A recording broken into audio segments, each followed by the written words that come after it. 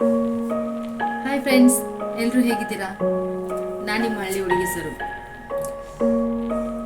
ತುಂಬ ದಿನ ಆಯಿತು ಲಾಂಗ್ ಬ್ಲಾಗ್ ಮಾಡ್ದೇನೆ. ಇವತ್ತು ಮಾಡ್ತಾ ಇದ್ದೇನೆ. ಇವತ್ತು ಸಂಡೇ ಅಲ್ವಾ? ಸಂಡೇ ನಂಗೆ ಡ್ಯೂಟಿ ರಜೆ, ಮನೆಯಲ್ಲೇ ಇದ್ದೇನೆ. ಹಾಗಾಗಿ ಬೇಗ ಅಂದರೆ ಎದ್ದಿರೋದೇ ಲೇಟು. ಬೇಗ ಕ್ವಿಕ್ಕಾಗಿ ಮಾಡೋ ಅಡುಗೆ ಅಂದರೆ ಬಿಸಿಬೇಳೆ ಭಾತು ಮಾಡ್ತಾ ಇದ್ದೀನಿ ಇವಾಗ. ನನ್ನ ವಿಡಿಯೋನ ಯಾರು ಮೊದಲನೇ ಬಾರಿ ನೋಡ್ತಾ ಇದ್ರು, ಪ್ಲೀಸ್ ನನ್ನ ಚಾನಲ್ನ ಸಬ್ಸ್ಕ್ರೈಬ್ ಮಾಡಿ. ನಿಮ್ದು ಒಂದು ಸಬ್ಸ್ಕ್ರೈಬಿಂದ ನಂಗೆ ತುಂಬಾನೇ ಹೆಲ್ಪ್ ಆಗುತ್ತೆ. ಇನ್ನೊಂದು 2 ತಿಂಗಳು ಆಮೇಲೆ ನಾವು ನಮ್ಮ ಊರಿಗೆ ಹಳ್ಳಿಗೆ ವಾಪಸ್ ಹೋಗ್ತಾ ಇದ್ದೇವೆ. ಎಲ್ಲರೂ ಏನಂತಾರೆ, ಓ ಬೆಂಗಳೂರಲ್ಲಿದ್ದಾರೆ, ಆರಾಮ್ ಲೈಫ್ ಅವ್ರದ್ದು, ಅಷ್ಟು ಚೆನ್ನಾಗಿರೋ ಲೈಫ್ನ ಎಂಜಾಯ್ ಮಾಡಕ್ಕೆ ಆಗಲ್ಲ ಅಂತ ಹೇಳ್ತಾರೆ. ಆದರೆ ಬೆಂಗಳೂರಲ್ಲಿ ಇರೋರಿಗೆ ಗೊತ್ತು ಬೆಂಗಳೂರು ಲೈಫ್ ಚೆನ್ನಾಗಿರುತ್ತೋ ಕಷ್ಟ ಆಗಿರುತ್ತೋ. ಬೆಂಗಳೂರು ಲೈಫ್ ಹೇಗೆ ಗೊತ್ತಾ? ಪ್ರತಿಯೊಂದನ್ನು ದುಡ್ಡು ಕೊಟ್ಟೆ ತಗೋಬೇಕು. ನೀರಿಂದ ಹಿಡಿದು ಪ್ರತಿಯೊಂದು. ಇವಾಗ ಬಳಸೋ ನೀರಿಗೂ ತುಂಬಾನೇ ಕಷ್ಟ ಆಗಿದೆ, ಅದಕ್ಕೂ ದುಡ್ಡು ಕೊಟ್ಟೆ ತಗೊಳಂಗಾಗಿದೆ. ವಾರ ಪೂರ್ತಿ ದುಡಿಯೋದು. ವಾರದ ಒಂದಿನ ಸಂಡೇ ಇರುತ್ತಲ್ವಾ, ಅವಾಗ ನಾವು ರೆಸ್ಟು ಅಂತ ತಿಳ್ಕೊಂಡಿರ್ತೀವಿ. ಆದ್ರೆ ನಮ್ಗೆ ರೆಸ್ಟ್ ಆಗಲ್ಲ. ಯಾಕೆಂದ್ರೆ ವಾರದಲ್ಲಿ ವಾರ ಪೂರ್ತಿ ದುಡ್ದು ವಾರದಲ್ಲಿ ಒಂದಿನ ಮನೆ ಕ್ಲೀನ್ ಮಾಡೋದು, ಆಮೇಲೆ ಡಬ್ಬಗಳೆಲ್ಲ ಕ್ಲೀನ್ ಮಾಡೋದು, ಅಲ್ಲಿಗೆ ಸಂಡೇ ಮುಗ್ದೋಯ್ತು. ಟಿಫನ್ ಮಾಡೋ ಅಷ್ಟರೊಳಗೆ 12 ಗಂಟೆ ಆಗಿರುತ್ತೆ. ಇದನ್ನೆಲ್ಲ ಕ್ಲೀನ್ ಮಾಡಿ ಮಾಡೋ ಅಷ್ಟರೊಳಗೆ 12 ಗಂಟೆ ಆಗಿರುತ್ತೆ. ಇನ್ನೇನು ಮಕ್ಕಳ ಜೊತೆ ಒಂದು ಸ್ವಲ್ಪ ಟೈಮ್ ಸ್ಪೆಂಡ್ ಮಾಡ್ದಂಗೆ ಆಗುತ್ತೆ.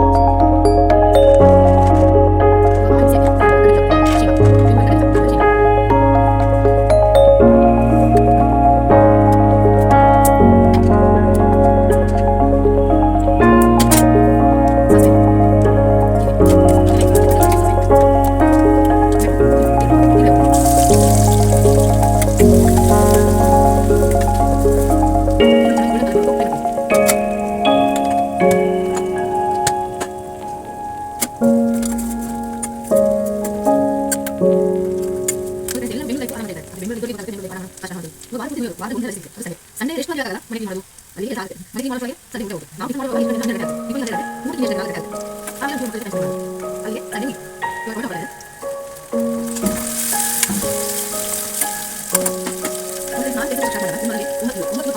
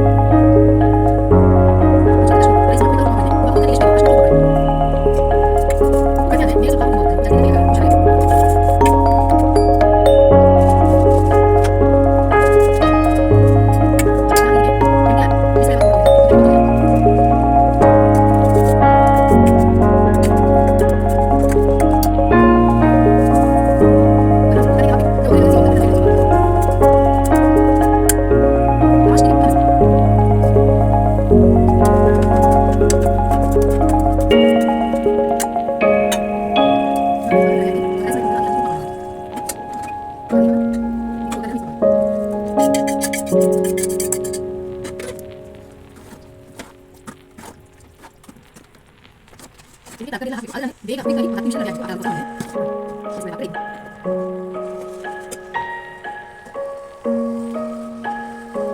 ನನ್ನ ಮಗನ ಬೇರೆ ಊಟ ಲೇಟ್ ಆಗಿದೆ ಅಂತ ಕೋಪ ಮಾಡ್ಕೊಂಡವನೆ.